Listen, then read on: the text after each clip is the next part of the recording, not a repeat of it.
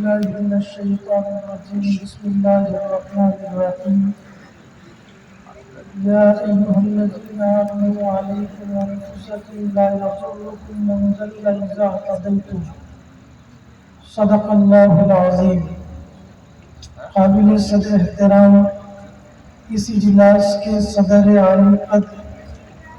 اور اساتذین علم و فضل حضرات علماء کرام، گرامی قدر بزرگوں، عزیز نوجوان بھائیوں اور پیارے بچوں،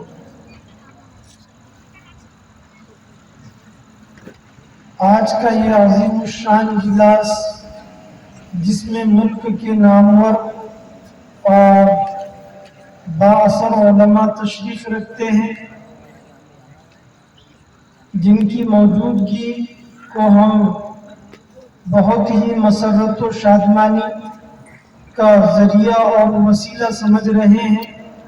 ان اکابر کی موجودگی میں مجھے بھی کچھ کہنا ہوگا، یہ میرے ذہن میں بالکل بھی نہیں تھا، لیکن جمعیت علماء مہاراشٹر کے ناظم تنظیم اور جامعہ سراج العلوم بھیونڈی کے ناظم تعلیمات، شاعر اسلام، بے باک مقرر و خطیب حضرت اقدس مولانا مفتی حفیظ اللہ صاحب حفیظ قاسمی دامت برکاتہم العالیہ نے اچانک میرا نام لیا تو آپ لوگوں کے درمیان میں حاضر ہوا ہوں۔ میں ہمارے جمعیت کی جو اس وقت مہم چلائی جا رہی ہے اس کے تعلق سے ضرور اتنا عرض کروں گا کہ آج ہمارے ماحول اور معاشرے میں جو بہت ساری برائیاں اور بڑے بڑے گناہ انجام دیے جا رہے ہیں، شرک اور کفر، یہ اللہ تبارک و تعالیٰ کی ناراضگی اور غضب کا ذریعہ ہے۔ داعی اللہ ہمارے اشتیاق بھائی صاحب حفظہ اللہ تعالیٰ نے اس طرف ہماری توجہ مبذول فرمائی، یقیناً یہ بھی کرنے کا بہت بڑا کام ہے۔ اس کے ساتھ ساتھ ہم اپنے معاشرے کے اندر جو بڑے بڑے گناہ اور جرائم کو دیکھ رہے ہیں اور دیکھنے کے بعد میں ہمارے چہرے کے اوپر ذرا بھی تغیر نہیں آتا، اللہ کی معصیتوں اور نافرمانیوں کو دیکھ کر ذرا بھی طبیعت کے اندر بے چینی ہمارے نہیں پیدا ہوتی، یہ اللہ تبارک و تعالیٰ کی پکڑ کا ذریعہ بن سکتی ہے۔ سیدنا ابوبکر صدیق رضی اللہ تعالیٰ عنہ فرماتے ہیں کہ اے لوگوں، تم یہ آیت کریمہ تلاوت کرتے ہو، یا ایھا الذین آمنوا علیکم انفسکم لا یضرکم من ضل اذا اہتدیتم، کہ اے ایمان والو، تمہارے اوپر اپنی جان کی فکر لازم ہے، تمہیں وہ جو راہ راست سے ہٹ جائے نقصان نہیں پہنچا سکتا۔ تم امر بالمعروف کے چھوڑنے کے اوپر استدلال کرتے ہو، حالانکہ میں نے حضور اکرم صلی اللہ تعالی علیہ وسلم سے سنا ہے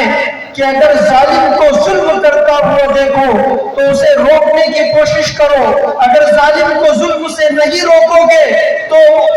یہ وقت آ سکتا ہے کہ اللہ تبارک و تعالیٰ کی جانب سے سبھی لوگوں کو عمومی عذاب کے اندر پکڑ لیا جائے۔ میرے بھائیوں، حضرت مالک بن دینار رحمت اللہ علیہ فرماتے ہیں کہ اللہ تبارک و تعالیٰ نے اپنے فرشتوں کے اوپر وحی نازل فرمائی کہ فلاں بستی کو تباہ کر دو۔ فرشتوں نے عرض کیا ہے اللہ تبارک و تعالیٰ اس بستی کے اندر آپ کا فلاں عبادت گزار بندہ بھی ہے، حکم ہوا کہ اسے بھی عذاب چکاؤ۔ ہماری نافرمانیوں کو، ہماری معصیتوں کو، گناہوں کو دیکھا، لیکن ذرا بھی اس کے چہرے پر غصہ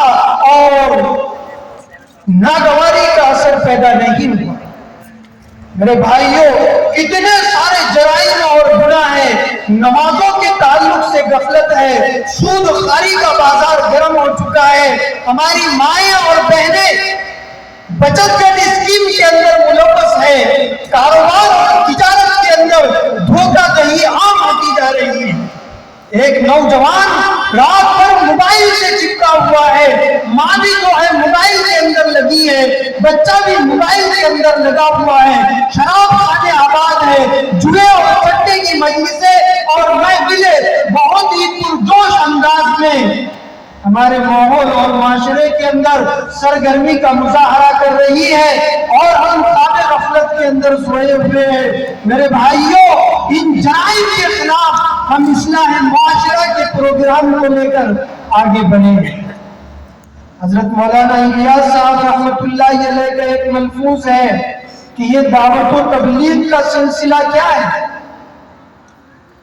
یہ تو لوگوں میں دین کی طلب پیدا کرنے کے لیے ہے، اور جب ان کے اندر دین کی طلب پیدا ہو جائے گی تو وہ خود دین کو سیکھنے کی کوشش اور فکر میں لگ جائیں گے، جس کے نتیجے میں دین کے بہت سارے اور دوسرے تمام شعبہ جات زندہ ہوں گے۔ میرے بھائیوں، خانقاہوں کی محنت، مدارس کی محنت، دعوت و تبلیغ کی محنت، جمعیت علماء ہند کی محنت اور انڈیا مسلم پرسنل لا بورڈ کے ذمہ داران اور بزرگوں کی محنتوں کا خلاصہ یہی ہے کہ ہم پورے اسلام کو اپنی زندگیوں کے اندر لائیں، شریعت کو اپنے اوپر نافذ کریں، اور ماحول کے اندر جو برائیاں پھیلتی جا رہی ہے ان برائیوں کو ختم کرنے کے لیے ہم اپنا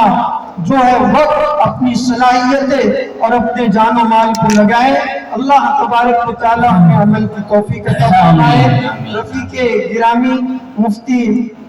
احمد صاحب حفظہ اللہ تعالی کا بھی میں بے حد شکر گزار ہوں کہ انہوں نے بطور خاص جو ہے اس اجلاس میں شرکت کے لیے مدعو کیا۔ اللہ تبارک و تعالی اس اجلاس کے بانی اور شیخ الحدیث حضرت مولانا مفتی محمد اسلم صاحب قاسمی دامت برکاتہم العالیہ کی عمر کے اندر برکت عطا فرمائے، اور اس ادارے کے فیض کو اللہ تبارک و تعالی پورے عالم کے اندر عام اور تام فرمائے۔ آمین آمین۔ ہائی فرینڈز، آپ حضرت اقدس مولانا مفتی انیس صاحب محتمم دارالعلوم احیاء سنت لوہارا کو سماعت فرما رہے تھے۔ کس طریقے سے حضرت مفتی انیس صاحب نے آپ کو بتایا کہ سماج کے اندر، نوجوانوں کے اندر جو برائی پھیل رہی ہے اس کو کس طریقے سے ختم کیا جا سکتا ہے۔ تو میں امید کرتا ہوں کہ آپ جو ہے تو ان اقدامات کو اپنائیں گے اور سماج سے برائی کو مٹانے کی کوشش کریں گے۔ اللہ حافظ۔